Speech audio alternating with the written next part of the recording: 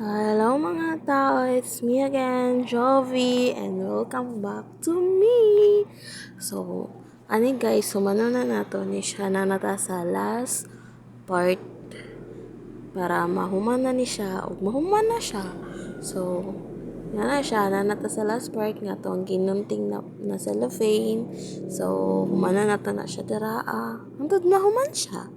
So, dayon lang gihapon hantod nga mahuman ug mahuman na jud siya. So di ba para mahuman siya.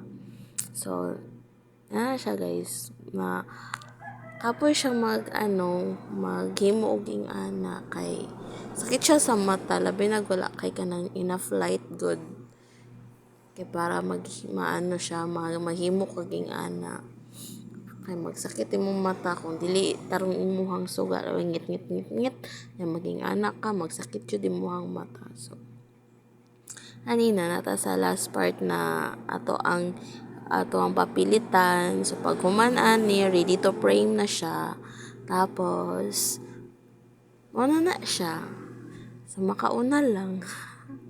So